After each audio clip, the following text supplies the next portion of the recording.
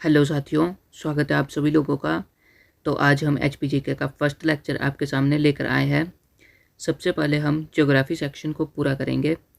Geography section में हमारा पहला लेक्चर है हिमाचल प्रदेश की नदियाँ।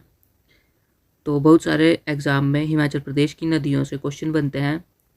तो हिमाचल प्रदेश में मुख्य रूप से 5 नदियाँ बहती हैं, जिनके नाम है व्यास, रावी, सतलुज, चिनाब, यमुना। तो सबसे पहली नदी है व्यास। व्यास नदी का उद्गम स्थान है व्यास कुंड, रोहतांग पास, भृगुतुंग, कुल्लू। तो आपको अलग अलग एग्ज़ाम में इनसे रिलेटेड ऑप्शन देखने को मिल सकते हैं। तो यदि आपको एग्ज़ाम में व्यास कुंड, रोहतांग पास, भृगुतुंग या कुल्लू देखने को मिले तो ये व्यास नदी का उद्गम स्थान है। तो आगे देख लेते हैं हम हिमाचल प्रदेश में यह कितने किलोमीटर तक बहती है। तो यह हिमाचल प्रदेश में दूरी तय करती है 256 किलोमीटर। सभी नदियों के संस्कृत नाम और वैदिक नाम है। इसी तरह व्यास नदी का संस्कृत नाम है विपाशा, वैदिक नाम है अर्जिकिया। इसकी सहायक नदियाँ देख लेते हैं। तो हिमाचल प्रदेश में जितनी भी नदियाँ बहती हैं उनमें सबसे ज़्यादा सहायक नदियाँ व्यास नदी के हैं। तो ये याद करने के लिए थोड़ी सी टफ हो जाती है।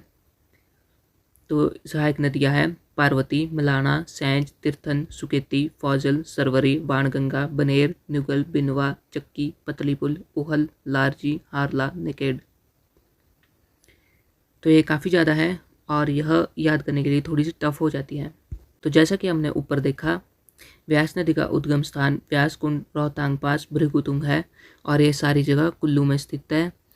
तो यदि हम इसको देखें कि व्यास नदी का उद्गम स्थान कुल्लू में है, तो व्यास नदी कुल्लू से मंडी में वजोरा नामक स्थान पर प्रवेश करती है और मंडी के बाद वह कांगड़ा के संघोल क्षेत्र में प्रवेश करती है और कांगड़ा के बाद वह पंजाब के मिर्थल नामक स्थान पर प्रवेश करती है।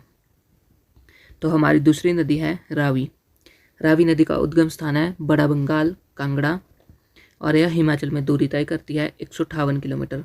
तो जैसा कि मैंने आपको ऊपर बताया कि हिमाचल प्रदेश में बहने वाली सभी नदियों के संस्कृत नाम और वैदिक नाम है। तो रावी नदी का संस्कृत नाम है इरावती और वैदिक नाम है परुषणी। तो इसकी सहायक नदियाँ देखें तो इसकी सहायक नदियाँ हैं बुरदिल, वर्दल, स्यूल, वायरा, शतराड़ी, तंतगिरी।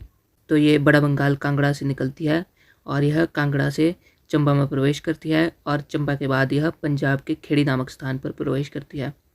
तो हमारी तीसरी नदी है चिनाब नदी। तो चिनाब नदी का उद्गम स्थान है बारालाचा दर्रा, जो कि लाहौल स्पीति में है। यह हिमाचल प्रदेश में दूरी तय करती है 122 किलोमीटर।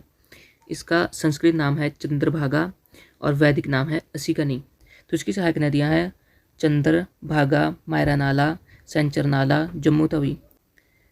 तो यह लाहौल स्पीति से निकलती है और यह लाहौल स्पीति के बाद चंबा के थिरोट में प्रवेश करती है और फिर चंबा से यह जम्मू में निकलती है। जम्मू के संसारी नाला में यह प्रवेश करती है।